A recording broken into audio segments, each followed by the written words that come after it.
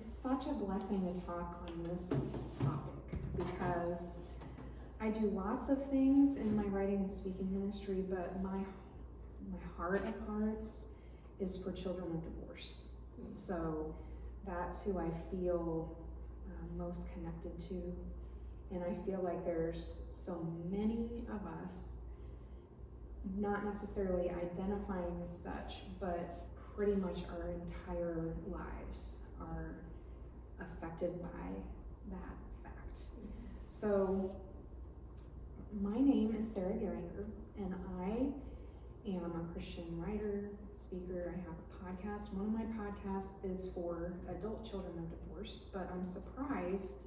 I started that in September of 2020, and a lot of the people who listen to it are basically moms like you, because they want to know how their kids are thinking and like what they can do about it. And that's such an incredible blessing that I didn't see coming out.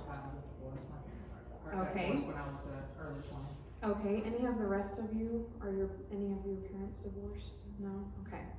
Okay, that's good to know. Thank you for sharing that with me. So I think probably what would be helpful is to try to explain my situation. And we're going to look at this today in our own families. But so when I was 4 years old, my mom and dad got divorced. I have a photographic memory. It goes all the way back to 16 months old, runs in my family. So I remember everything. I remember what I was wearing, what we ate. I mean, it's like it's recorded on video in my mind, right? Yes. Wow, that's amazing. And so it was very painful. Very painful because we were supposed to go out for dinner that night. And this is 1982, so no cell phones, obviously, and my dad didn't come home. So then we had to get sent to bed, but then, you know how little kids do, they peek at the doors trying to listen to things. And my mom had called some people to like go search for him, you know? And it ended up he was in bed with another woman. So, and then, I was in church and school. Like I remember, I still have it. It's a little bracelet with the 10 Commandments on it, a charm bracelet. And I knew what the 6th commandment was. You shall not commit adultery. I didn't have a huge concept of that as a 4-year-old, but I knew that means a mommy and daddy's supposed to be together and nobody else, you know? So whoever that was messing up that whole thing, which ruined my entire universe, right? So what happened is he married her, and but see, I knew this about her. Like I knew that their relationship was formed through infidelity, and I've known a lot of people who are children of divorce, and I would just a rough estimate, 80% probably of the marriages broke up because of infidelity. So that's a huge part of our stories, like this pain that we carry, right? And so I never was able to accept her. And it was just very difficult. And so they were married for 17 years. And so I was 22 when my dad got divorced. So I had all this time to get used to it, right? Mm-hmm. So he did kind of the same thing, you know, he met somebody else, cheated on her, broke up that marriage, immediately married that person. And that was the year I got married. And I thought, I got this in the bag. I mean, I've been dealing with this since I'm 4.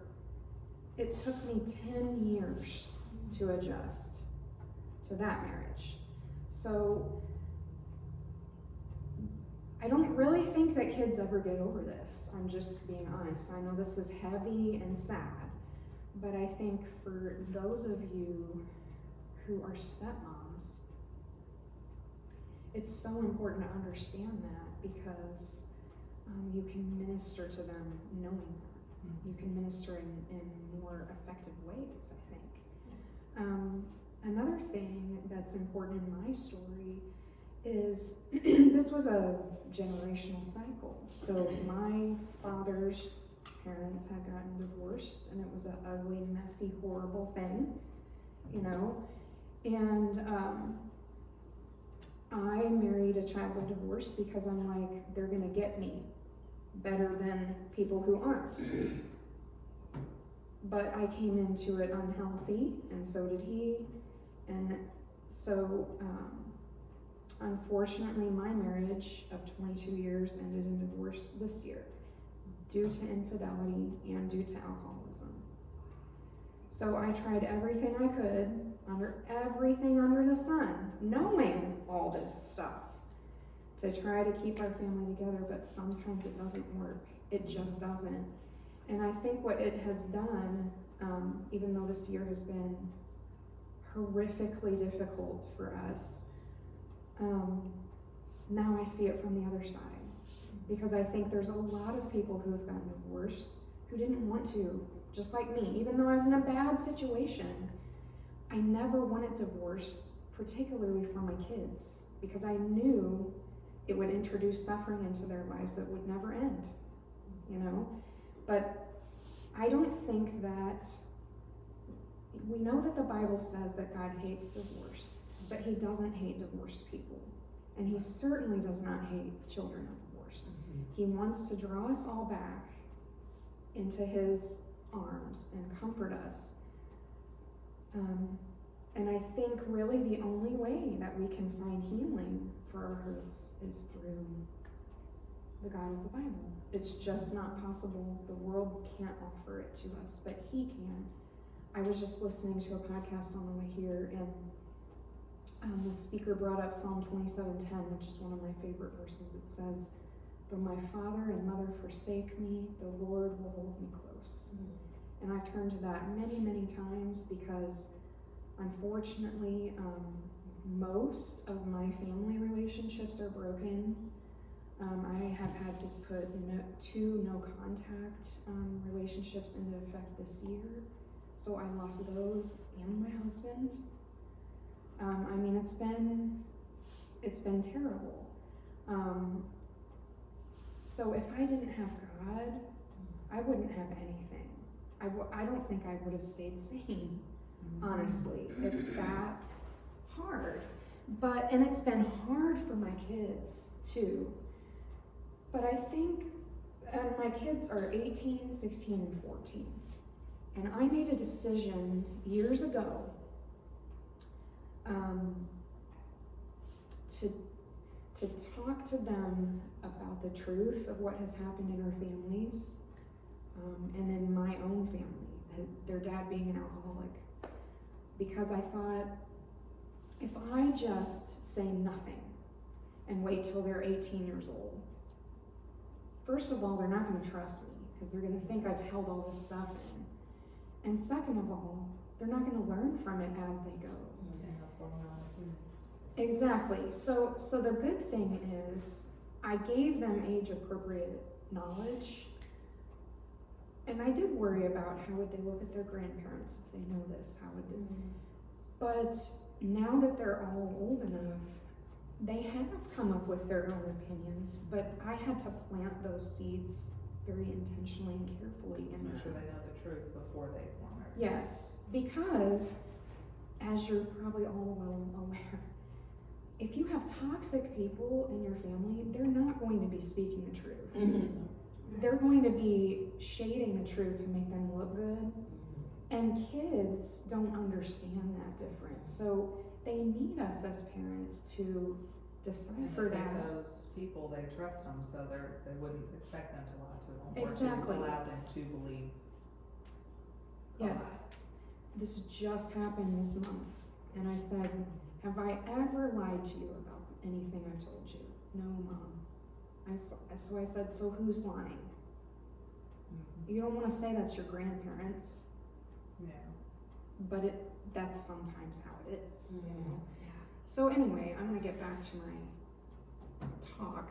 So I've done one of my podcast episodes on step parenting, but from the experience of being the child in the situation, not a step parent myself. So this is my best advice, the do's and don'ts on step parenting based on 40 plus years of being a stepchild. So here we go. So one is to don't badmouth your stepchild's mother. No matter the age of your stepchild, this is an unforgivable sin in the child's eyes. I still vividly remember the first time I overheard a step-parent saying unkind things about my parents. I was staying at my dad's house, and a cleaning lady was there. And my dad's wife was talking all this bad stuff about my mom. She was comparing her to a character on Knots Landing. This is in the 80s. And I didn't know much, but I knew she was the villain in that show. And I was like, who is she? Now, wait a second. I'm like 6, right? This is how kids think. They're a lot smarter than we give them credit for. I'm like, okay, she's comparing my mom to that person on Knots Landing. But my mom was home with me the night my dad was with her, and that's when the marriage ended. So who's the one like that person? Like, that's what I'm thinking. And how dare you talk about my mom? So what happened? I am not a spitfire at all, but it made me really upset. So I went home and told my mom. Oh my goodness. So then the next time we went back to my dad's house, guess who had to say an apology? And I could see right through it. That's another thing with kids. They can tell when you're lying, you know, and she apologized, and I'm like, yeah, right. I don't trust you further than I can throw you, right? So anyway, it hurt such a tender place in my heart. I never let that person get close to me. I mean, we have to build trust with our kids, and saying unkind things about the other parent, whether they're true or not, can destroy all hopes of having a positive relationship with your stepchild. So no matter how terrible the other people are behaving, you can ask God to set a guard at your mouth. There's a psalm that says that, and I think about that before I go into these family meetings. I pray, I'm like, set a guard at my mouth, and like, that is a prayer that God will answer. Sometimes when I'm just like, let me say it, but he's like, no, don't say it. You know, I can talk about this freely with you because you all are here to learn and grow, but when you're talking to people who aren't willing to learn and grow, you're just throwing pearls before swine, you know? So God does it to protect us, not just to make things harder for us. So it also applies to extended family members, not just the mom. So this has happened too. So if you cannot say anything negative, you'll be ahead of the game. Here's another thing. Now, I don't know about you. Do your stepkids live with you full time? All of my kids are not, so, but they Right.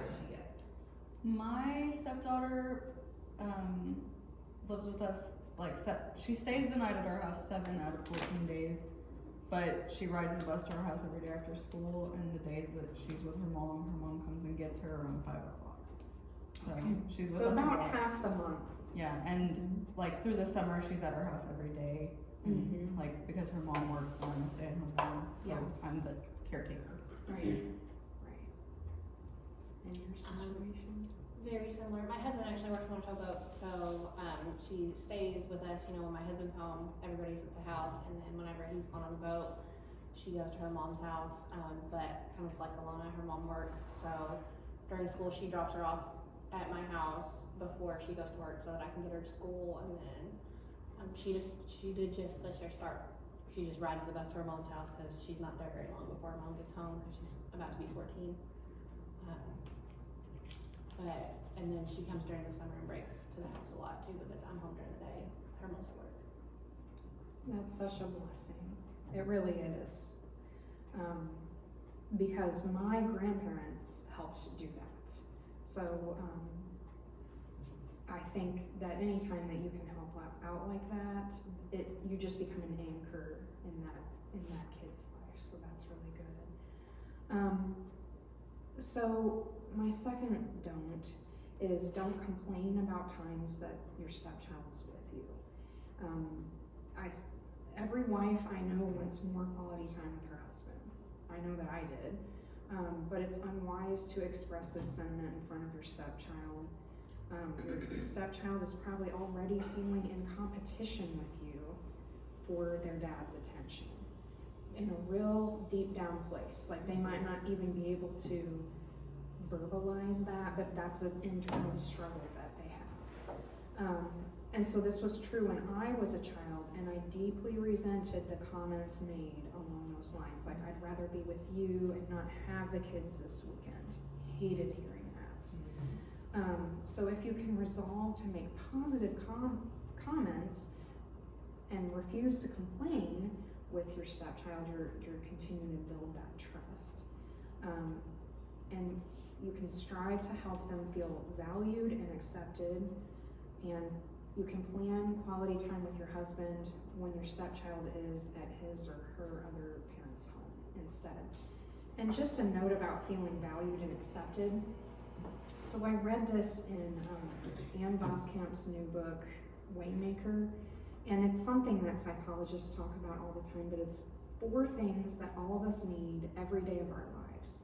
We need to feel seen, secure, safe, and soothed. So I think one of the best things you can do, and I think I think it's natural for us to do this for our bio kids, right? Seen, safe, secure, and soothed. I think that's right. But if you can offer that to your stepchild, it's like you're putting this wing of protection over them, you know, and filling in this void of love that they have by saying, I see you, I'm gonna make you feel secure, I'm gonna soothe your hurts, and you're valuable to me, you know? So that need never goes away, and I think that's just such a powerful way we can be ministered to as children of divorce. Okay, another thing is don't force relationships on your side of the family. I remember as a young girl being forced to give kisses and hugs to extended family members on the step-parent side of the family. And because I didn't even know those people, I felt very uncomfortable, like even violated, honestly, but powerless to resist without creating a scene. So that put me in just a really hard position, and I know no one had malicious intent, but again, it was just that trust wasn't there, and I just wish that hadn't happened to me. I think that over time, relationships can naturally unfold if they're meant to happen, but I listened to some Family Life Today podcasts, and they have a whole branch of teaching that's for blended families. So if you go to familylife.com, you can find just hours and hours worth of content to help you. But one of the things that they say is that it takes a child at least 5 years on average to adjust to the new relationship. So we have to be patient, and that's on average. So some kids take longer. So if you can be the grown-up and you're the one who's patient and you're just saying, I'm gonna watch and wait and see how this unfolds, then you're actually doing that child a big favor. Okay, now I'm getting to the do's. So do go out of your way to include and affirm your stepchild. The best experiences I had with my step-relatives were when they helped me feel like I belonged. So on my stepfather's side, his mom and dad graciously gave me and my sister the same dollar value of birthday and Christmas gifts as their bio grandchildren. And I always felt accepted that way. And that was just kind of a small gesture for them, but it spoke really loudly to me. And then my stepmother-in-law, when I was married, she always treated me and my husband as well as she did her own child. So even as an adult, I appreciated that. Because those people went out of their way to include and affirm me, I didn't have any negative feelings toward them. And again, it was kind of simple gestures on their part, but that made a huge difference for me. Another do is to give your stepchild plenty of quality time with your husband. So if your stepchild lives in a different household at least half the time, it's essential that this child gets as much quality time as possible with his or her dad. And I know that you want the best possible relationship between your stepkid and the dad. I mean, that's a given.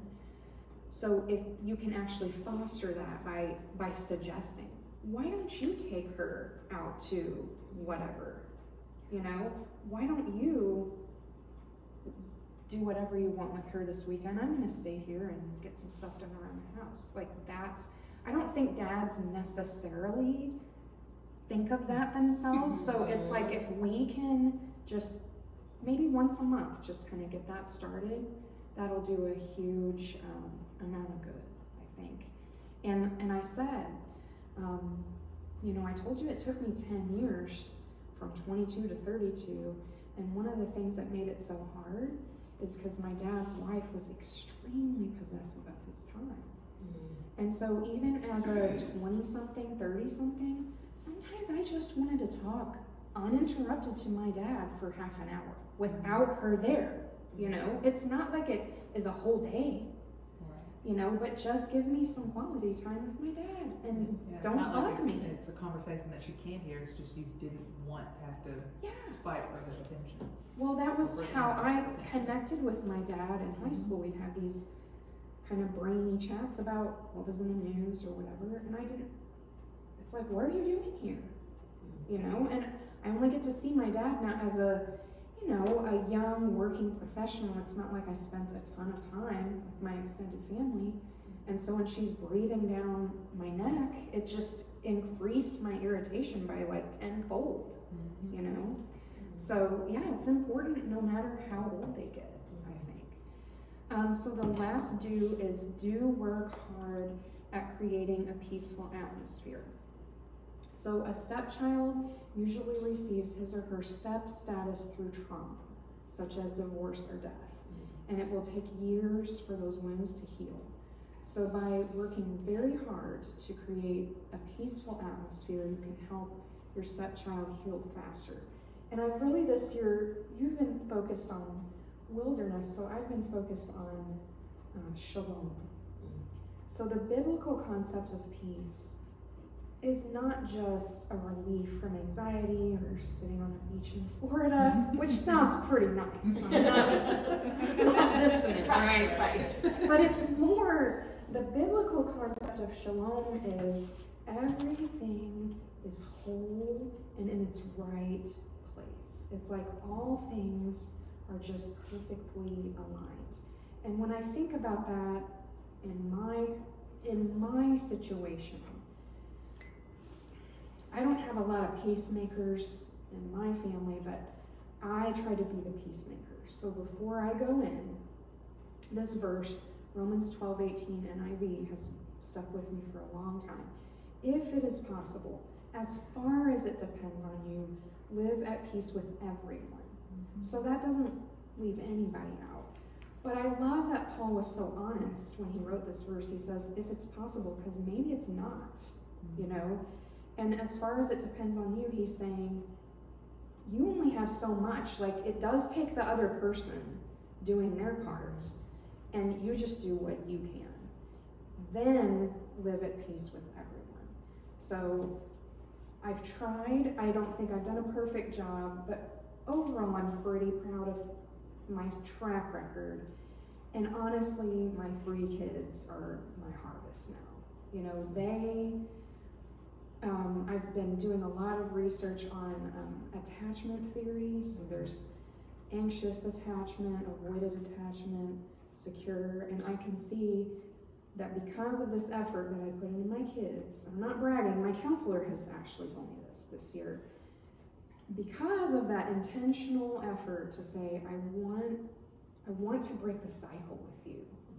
I want you guys to go in a different direction. So now I can tell as teenagers, they're secure in their attachment to me, to God.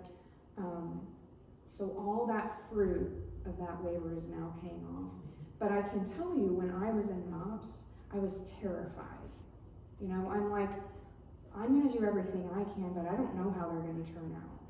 And I think God knew that, of course he did, and I think he was just saying, you keep planting those seeds because you are gonna see a harvest later, and now I'm enjoying that, and I'm so, so thankful.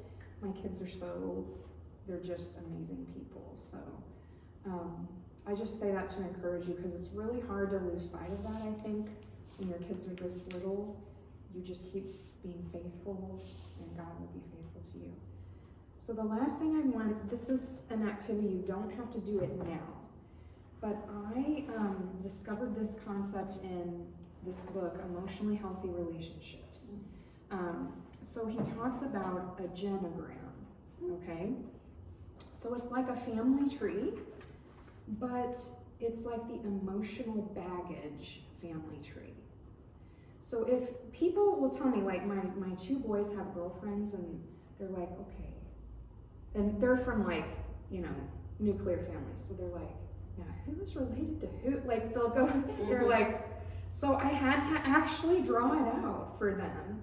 And, you know, I had to be like, this person's the, you know, crazy one. This one is the, right? Yeah. So, I mean, I'm serious. Yeah. And so when you do a genogram, this is the one that I have. This is mine, okay? I'm not gonna let you get super close to it. But see all these wiggly lines? This is conflict, right? And so I am here. Way down here. Look at all this crap that just trickled down. It's like, no wonder it's been hard, right? But then when I'm like, okay, this is me, well, my kids are down here, that's what I can change. Yeah. That's what I can control.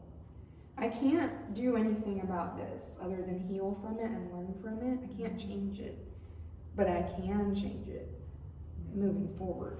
So I wanted to give you these, we don't have to work on them now, but these, there's a lot of symbols on here, and basically you can just use the ones at the top. This is like super detailed, but I think if you can do this with your husband, you will learn a lot about each other, and you will learn a lot about the environment that is affecting your stepchild and how you can speak life into them. So, Can I just say, What's it I was trained as a mental health professional, and can I just tell you, this is like an assignment in my graduate school. Oh, really? Yeah, do a genogram. Yeah, you can keep it, it's fine. This is very, like very powerful. very, yeah. It opens your eyes to things that you never even, you've known it, but until you get it out on this map, you're like, oh my gosh, I never saw that before. Especially Well, no for our wonder. visual people. It's like, yeah. Who is the author of that book? The author of this book is Peter and Jerry Scazzaro. So what I would start with, this is actually, I did this in my church last year. This is an 8-week video-based small group session. Okay. So if you want to start with his materials, which are absolutely amazing, I cannot even tell you how many times I've recommended them. His book, Emotionally Healthy Spirituality, is a good place to start. Yes, very good book. And then after you process that information, it would be good to move on to this. But it's very, it's intense, but like it's really healing and powerful. Yeah, too. that Enlightening. actually, Emotionally Healthy Spirituality is like one of the top recommended books in the graduate school, like in the seminary that I went to. It's like every Master's of Divinity student had to read it. have no doubt. Yeah, it's so good. Yeah, they're really good authors too. So anyway, sorry guys. Yeah. And maybe the last thing I'm gonna say, since we're book recommending now, is another book I probably literally have recommended 100 times is the book Boundaries. So that is another huge paradigm shifting book that will help you understand how to set boundaries on yourself and other people and other situations. And there's boundaries with kids, boundaries in your marriage, all different kinds of them, and they're all really good. So does anybody have any questions? Now that we've covered a lot of ground. Any questions based on anything I said?